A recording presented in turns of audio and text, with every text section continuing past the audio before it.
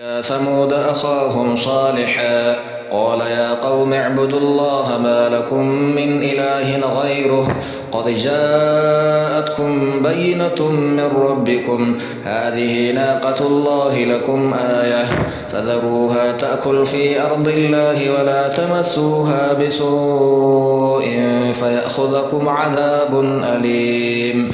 واذكروا إذ جعلكم خلفاء من بعد عاد وبوأكم في الأرض تتخذون من سهولها قصورا وتنحتون الجبال بيوتا فاذكروا آلاء الله ولا تعثوا في الأرض مفسدين قال الملأ الذين استكبروا من قومه للذين استضعفوا لمن آمن منهم أتعلمون أن صالحا مرسل من ربه قالوا إنا بما أرسل به مؤمنون قال الذين استكبروا إنا بالذي آمنتم به كافرون فعقروا الناقة وعتوا عن أمر ربهم وقالوا يا صالح ائتنا بما تعدنا إن كنت من المرسلين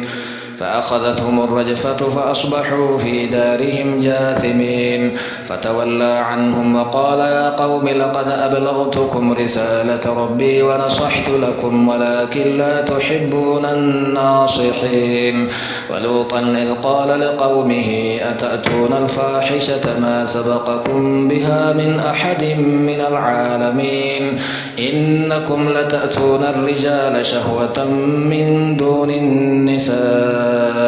بل أنتم قوم مسرفون وما كان جواب قومه إلا أن قالوا أخرجوهم من قريتكم إنهم أناس يتطهرون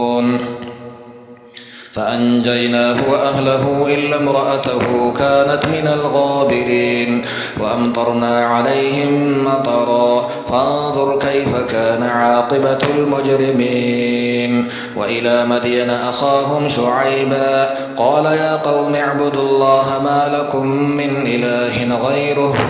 قد جاءتكم بينة من ربكم فأوفوا الكيل والميزان ولا تبخسوا الناس أشياءهم ولا تفسدوا في الأرض بعد إصلاحها ذلكم خير لكم إن كنتم